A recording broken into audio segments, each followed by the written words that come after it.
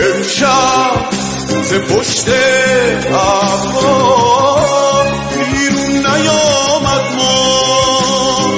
بشکن قرق را مغ من بیرون بیا امشب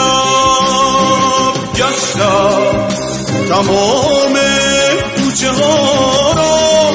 یک نفس هم نیست شاید که بخشیده است دنیا را